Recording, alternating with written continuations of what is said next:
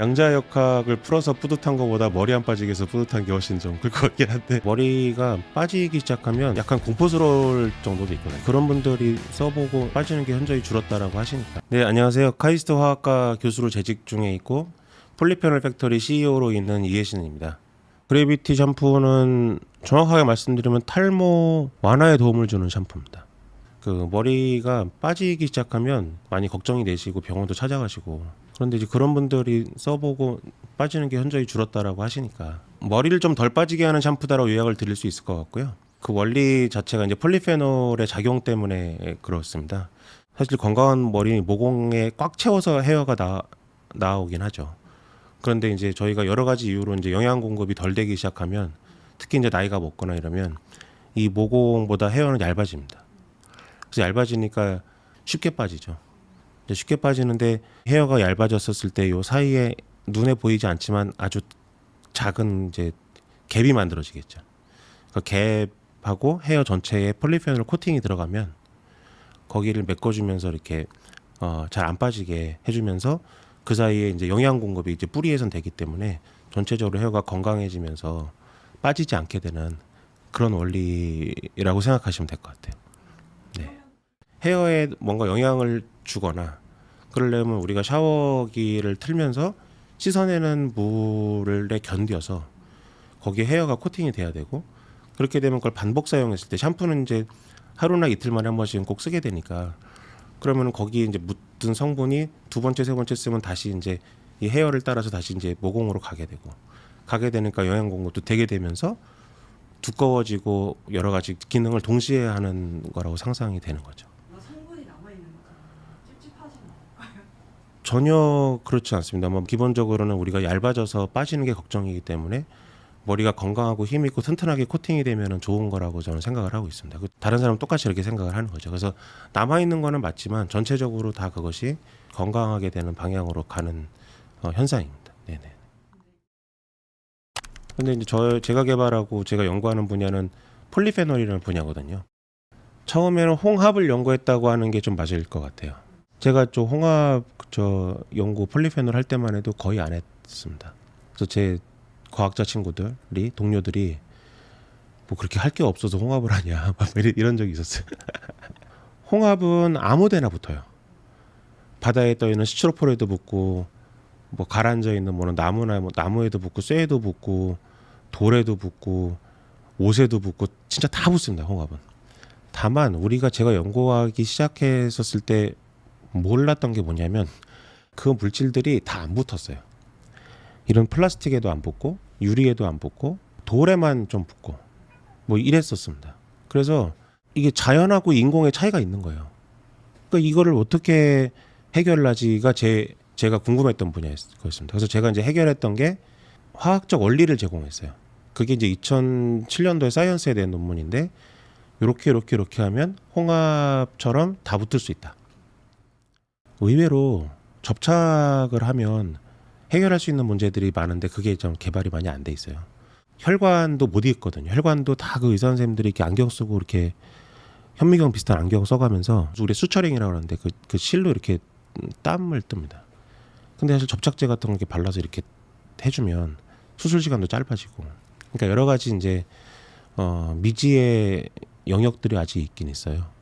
그래서 그런 쪽을 좀 해결해야 되겠다. 이제 처음에 제가 연구를 시작했었을 때는 참 이게 되게 쓸 게 많겠다, 연구를 잘하면. 특히 제가 이제 박사를 받고 나서 MIT의 그 로버트 랭어 방에 갔었거든요. 그분이 이거 보시는 모든 분들이 아시는 회사 모더나를 만드신 분이에요. 근데 그분은 모더나로 유명해졌는데 실제로 그 전에 41개의 회사를 만들었습니다. 그 개발하시는 많은 것들을 실생활에 어떻게 응용할지에 대해서 진짜 생각을 많이 하세요. 굉장히 많은 실용적 연구가 이루어진 거죠, 그 방에서. 근데 거기에 있다 보니까 저도 좀 해야 되겠다는 생각이 좀 있었어요. 원래 이제 개발 방향은 지혈제였거든요. 특히 이제 요새는 피가 안 먹는 분들이 많습니다. 당뇨가 진행이 좀 되신 분들은 피 잘 안 먹고, 그다음에 심혈관 질환 좀 있으신 분들은 아스피린 드시거든요. 그럼 아스피린 드시면은 피가 소위 말하면 묽게 돼요. 그러면 이제 상처가 나거나 이러면 피가 안 먹습니다. 그러니까 안 먹는다는 게 영원히 안 먹는다는 뜻이 아니고, 일반적으로 뭐 1분이면 멎어야 되는 게 5분 10분 걸리는 거죠. 이제 그 연구를 원래 하다 보니까 어느 날 생각이 나는 거예요. 찌르면 피 나잖아요. 근데 이거 빼도 안 날 것 같은데라는 생각이 나는 거예요. 거기다 바르면.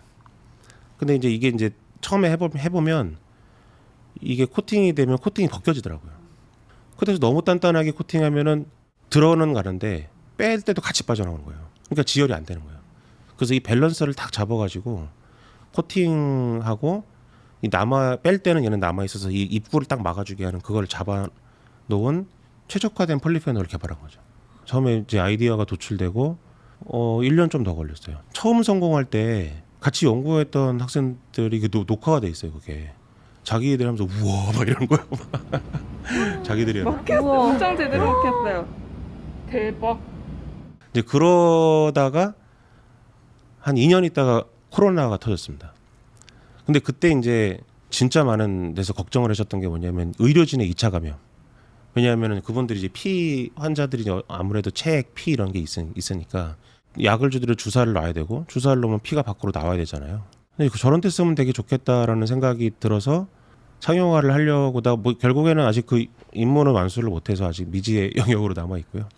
하기는 해야 될 것 같다는 생각이 좀 들어요. 네. 힘들긴 해요. 힘들긴 하고 거의 하루도 쉬지 않고 논문을 좀 쓰고요. 연구 결과 보고 일상적으로는 거의 항상 11시 정도 12시 돼야 끝납니다.